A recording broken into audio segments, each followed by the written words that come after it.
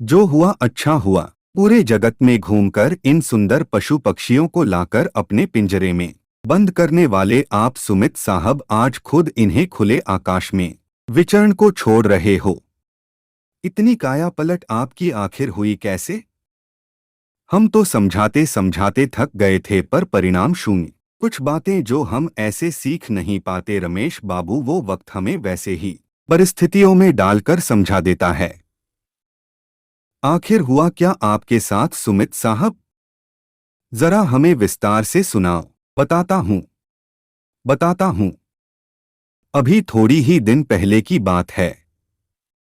मैंने अपने नौकर को बाजार से सामान लाने भेजा था और घर की चाबी देकर कहा था कि घर पर कोई नहीं है, तुम बाहर से लॉक लगा जाना। मैं तो यहाँ आराम से टीवी देख रहा हूँ। अब वो तो घर को लॉक कर बाजार चला गया, पर वहां उसके घर से जरूरी फोन आ गया। उसे तुरंत जाना पड़ा।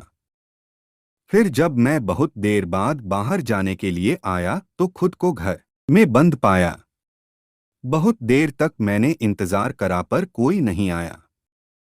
अब मेरे पास खाने पीने को तो सब था पर मैं कहीं बाहर आ जा नहीं सकता था। मदद के लिए बुलाऊं तो खिड़की से आसपास कोई दिखाई भी नहीं दे रहा था। होता भी तो दरवाजा तो लॉक था। उस दिन अपना फोन भी मैं ऑफिस में ही भूल आया था, सो अलग। अब करूं तो क्या करूं? ऐसी स्थिति में मुझे पूरा दिन और रात काटनी पड़ी। अगले दिन तुम्हारी भाभी घर लौट आई, तब जाकर कहीं घर खुला और मैंने चैन की सांस ली। पहले तो मुझे बहुत गुस्सा आया, पर अब लगता है कि शायद जो हुआ अच्छे के लिए ही हुआ, वरना मुझे कभी पता ही नहीं चलता कि मैं इन पशु पक्षियों के मोहपाश में बंधा उनकी आज़ादी का गुनहगार बनता जा रहा हूँ।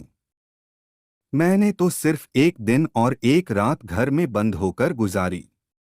ये तो कब से पिंजरे में ऐसे ही बंधे हुए हैं। इसलिए मैं अपनी गलती सुधार कर इन्हें इनके सही स्थान पर छोड़ने चला आया हूँ। हम चलो देर से ही सही, पर आपको यह बात समझ तो आई सुमित साहब। अब आइंदा कभी किसी पशु पक्षी को इस तरह पिंजरे में बंद कर उनकी आज़ादी का समझौता मत करना। जैसे हमें हक है स्वतंत्रता से जीने का, इन्हें भी पूरा हक है खुले आकाश तले आज़ादी से विचरण कर अपनी उड़ान भरने का।